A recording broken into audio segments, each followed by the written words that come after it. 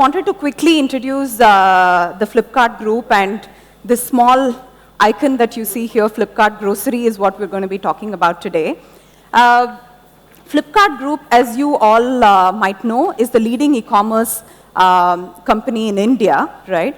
And the ecosystem actually consists of several moving parts within Flipkart. We have the e-cart logistics, which is the backbone of Flipkart. There is Flipkart Wholesale. We have a Myntra, which is the fashion entity, ClearTrip, which is the travel entity, Shopsy, which is the tier 2, 3 kind of platform, Health Plus, and a few other smaller parts which contribute towards the tech platform, right? So what makes Flipkart really kind of comprehensive is this two concentric circles that you see here, right? That small box that you see, Flipkart Grocery, is kind of a new kid in the block, right? And this is something that we had started in 2018. And I would say, while the session actually says learning and unlearning, I would say we are continuously learning. It's been a very good 4 years, but looks like it's going to take much longer to really crack open the grocery puzzle. It's a massive opportunity, and today we are talking about ET retail, right? If you look at, and most of you know here, right, the grocery business or the grocery market overall is about anywhere between 70 to 80% of the overall India retail market. And this has been one of the most intriguing puzzles, and in many ways the final frontier of e-commerce, so to speak. And I think I've been with Flipkart at least for the last 11 years, and in my 11 years, I have not seen any business which has been so difficult, where the competition has been so extreme, right? There are at least 10 large players competing for the same pie, and maybe 20, 30 more regional, smaller players in different zones who are doing some kind of pilots, etc. And there are at least 4 or 5 different business models, right from a slotted delivery model to a quick commerce model to group buying. There is a social buying model, etc. Right? So multiple models continue to coexist, and this is kind of, it kind of adds to the complexity of the business, right? That complexity is also kind of reflected in the fact that after so many years of grocery retail in India, less than 5% of the overall India market is actually organized trade, right?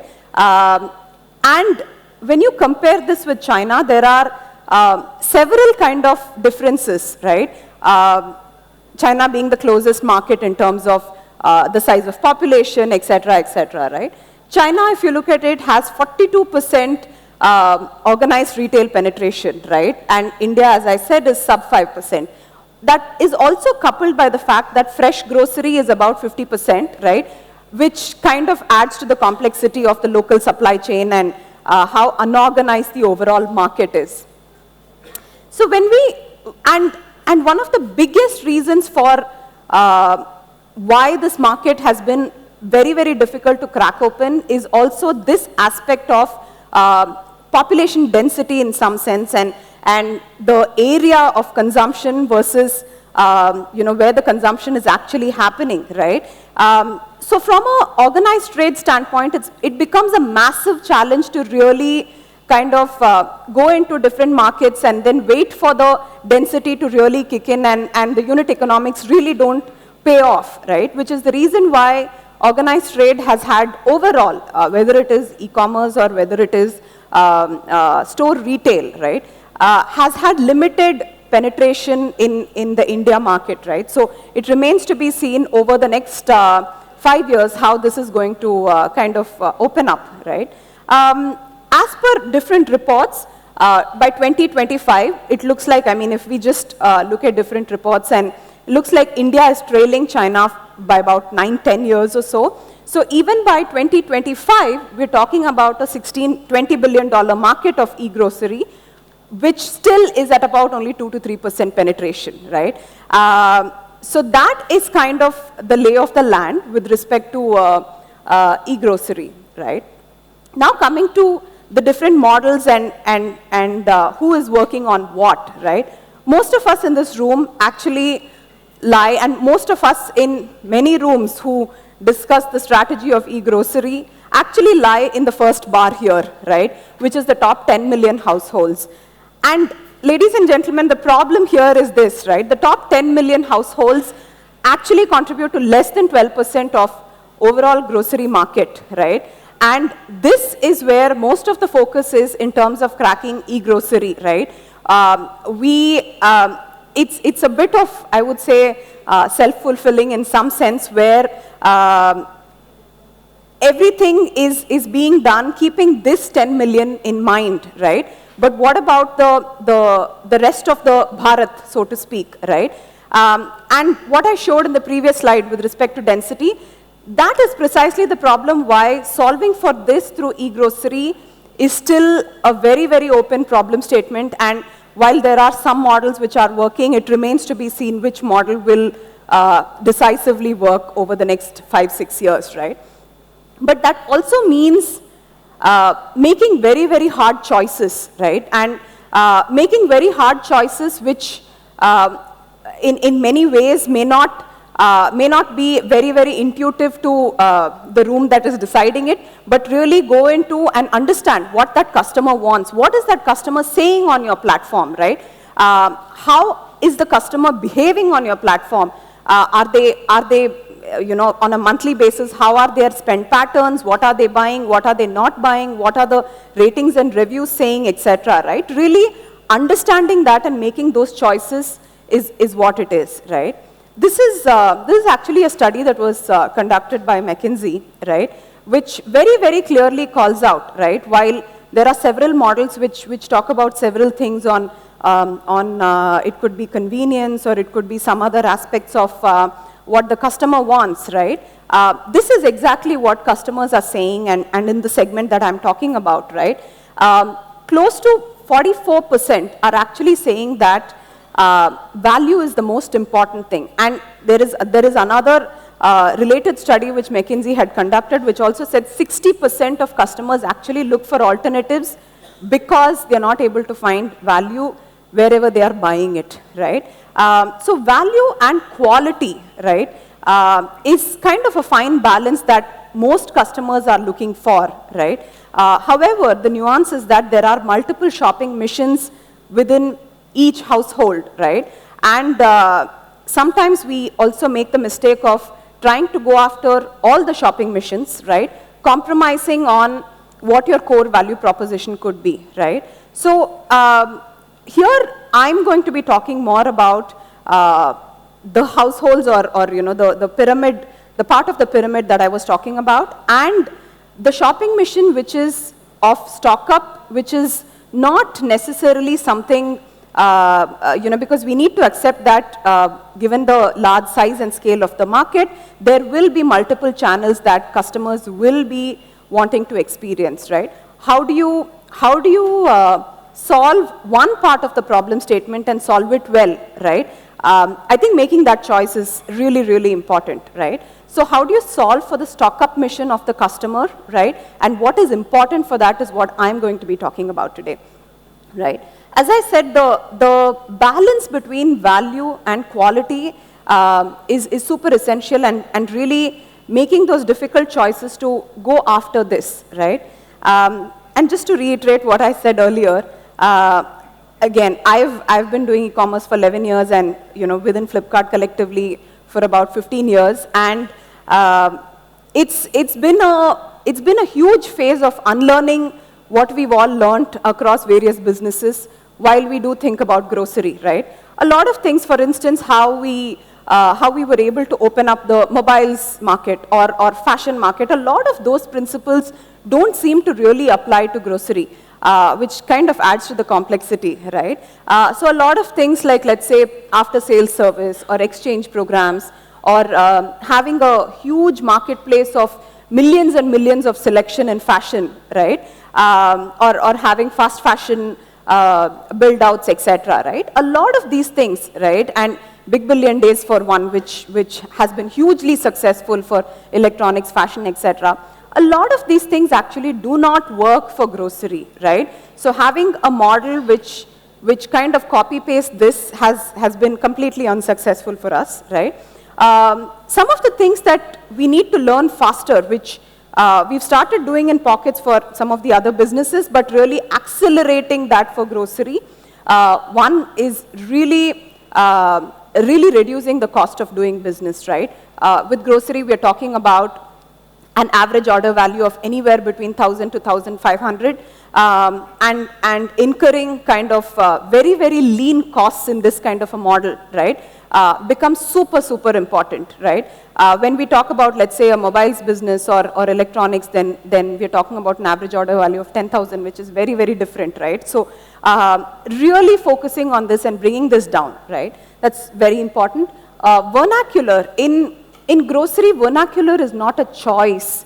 It's an absolute hygiene, because you see customers actually, I mean, you can't say cumin on the platform and get away with it, right? You really have to say jeera in some states, you have to say jeeragam in some other states, you have to, so on and so forth, because grocery and vernacular kind of go hand in hand, whichever customer you're talking about, right?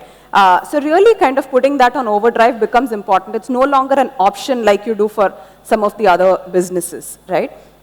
Open box deliveries, again, is something that that has become a must for grocery. It's not like you can have the customer open it up and wait for 3-4 days for returns and so on and so forth, right?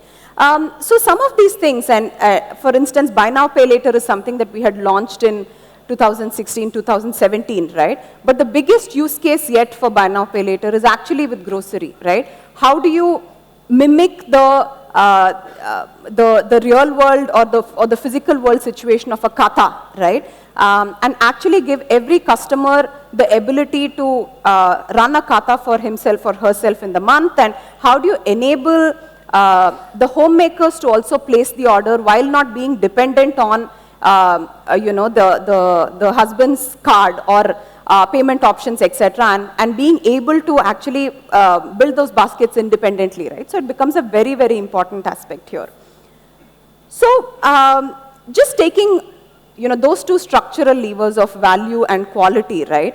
Value, the most important thing is actually how do you build this out sustainably and structurally, right? And because as we all know, grocery is a very, very lean margin business, right? So you have to really, really build it out sustainably for you to do it over a longer period of time to the customer, right? So just a few pointers here. The first thing is density, right? There is always that issue that I was talking about. Do you send in a warehouse in a place or a shop in a place where you have to build density over the next 5 years, but your P&L for that place is going to be negative for the next 5 years or 4 years or so, right? So what comes first is kind of always a question here, and which is also one of the biggest reasons organized retail has had limited success, right? In Flipkart, we were able to kind of solve this problem at least to a large extent, because we already have an e-cart presence in 20,000 pin codes with millions of orders which are getting delivered across these pin codes, right? So the density of orders is already there, right? How do you really piggyback on that supply chain with specialized grocery FCs and have a tote-based delivery? Because these deliveries were not open box, right? But how do you have a tote-based open box delivery in a network that is existing, right? So that you can piggyback on the density that's already there was kind of the thought process, and we launched this last year, and it's seen a lot of success. In fact, more than 50% of our sales already is coming from non-metro tier 1 cities because of a less than 1 year old business actually. Assortment dilemma, right? We always keep thinking, what is the right kind of assortment? And sometimes I ask my team, I was trying to place this order and I was trying to get some cold pressed, wood pressed, some oil, etc. And my team very clearly says, you're in the top bucket of the pyramid. I'm not going to keep the assortment for you, right? So making those very, very hard choices, right, in terms of assortment and saying, I will cater to the daily needs of the customer, right?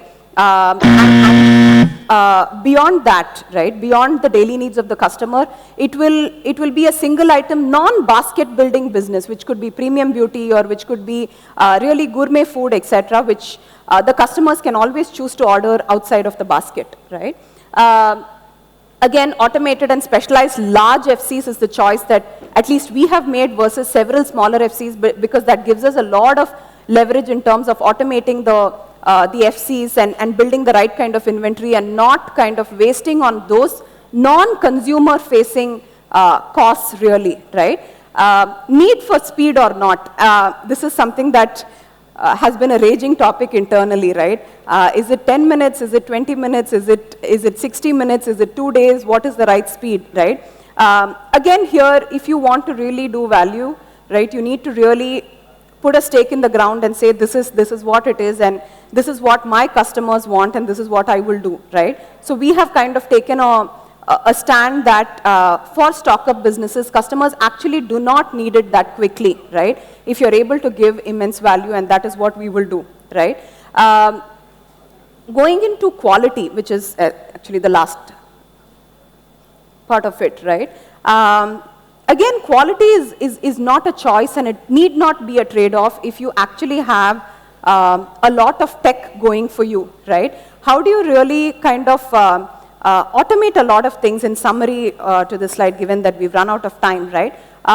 Firstly, having a very, very phonetic kind of obsession on quality and freshness, right? How can you get your demand forecasting models right at a zone level? It does help us that we have large FCs in different zones and not really small FCs, multiple small FCs in the same zone. So having a very accurate demand forecasting model, which kind of helps us cut down the farm to home kind of timeline, right? That kind of really helps us bring this part down.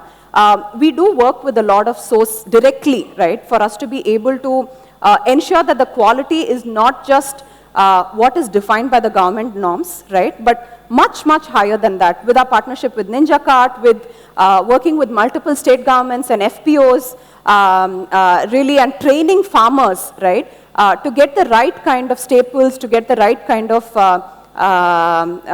fresh produce, right? That kind of helps us give extremely good quality, but at the same time maintaining a very good price and having everybody in the value chain, including the farmers, really benefit from this, right? Which also a lot of the Flipkart and Walmart Foundation actually work with these farmers to help them a lot on this front, right? The last part here is there is a lot of work that also goes on with seller labels and giving real-time feedback from ratings and reviews, right? On it could be on regional preferences, or it could be on quality aspects, right? Where a lot of these small brands are able to be nimble and take the feedback and really work on it and be a very good alternative to loose staples which customers buy at extremely good quality and taking the feedback very well, right? And the last part is, of course, having a no questions asked return policy, which kind of emphasizes and reinforces to the customer that we believe in that quality and we do believe that it'll be, we'll take it back from the customer if they don't like it, right? So, yeah, in the long and short of it is we're still learning, and it'll be very unfair to say that this market has already been cracked open. I think it'll be the next 5 years at least, right, to see how it pans out, and it's going to be quite interesting. Thank you.